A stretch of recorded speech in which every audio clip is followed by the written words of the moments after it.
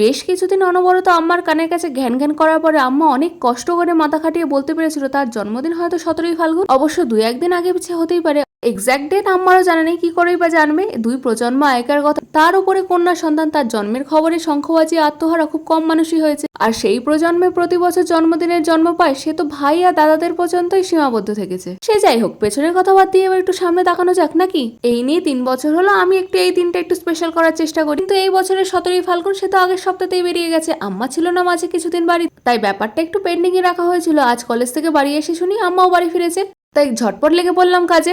আম্মার জন্মদিন উপলক্ষে বানিয়ে ফেললাম শূন্য খাটাখাটিতে আমার স্পেশাল ফাঁকিবাজি কেক, তাও আবার মিক্সির সাহায্যে। আমাদের বাড়িতে কেক বানানোর জন্য ওই একটা মেশিন পাওয়া যায় না, সেটা নেই, তাই বাড়িতে কেক বানাতে গেলে ভরসা একমাত্র নিজের হাত। একে তো কলেজ থেকে এসেছি, তারপরে কেকের ব্যাটারটা 15 মিনিট ধরে অনবরত চামচ দিয়ে ফাটাতে হাতে ব্যথা প্রচন্ড হয়। তাই যখনই আমার টুকটাক কেক খেতে ইচ্ছা করে আমি এই মিক্সির মেশিনের কাছেই শরণাপন্ন হই, বানিয়ে ফেলি ফাঁকিবাজি কেক, তাও আবার 30 মিনিটে মিক্সি মেশিনে। আজ যেমন প্রথমে মিক্সির বাটিতে 4 চামচ চিনি, 2 চামচ তেল দিয়ে ফাটিয়ে নিলাম ভালো করে, তার মধ্যে দিলাম 2.5 চামচ ময়দা, একটুখানি বেকিং সোডা, হাফ চা চামচ বেকিং পাউডার আর হাফ ঢাকনা ভ্যানিলা এসেন্স, পরিমাণ মতো দুধ ঢেলে মিক্সি মেশিন চালিয়ে নিলাম 5 থেকে 7 মিনিট ভালো করে। ব্যাস, ব্যাটারটা দিলাম ঢেলে, মা বসিয়ে দিল প্রেসার কুকারে। এবার অপেক্ষা মাত্র 30 মিনিটের। আমি অবশ্য আজকে কেকটা একটু সুন্দর দেখানোর জন্য ওপর থেকে ছড়িয়েছিলাম একটু কাজু আর আলমন্ড, আর মা পাশের গ্যাসে বানালো নলিনী গুড়ের পায়েস।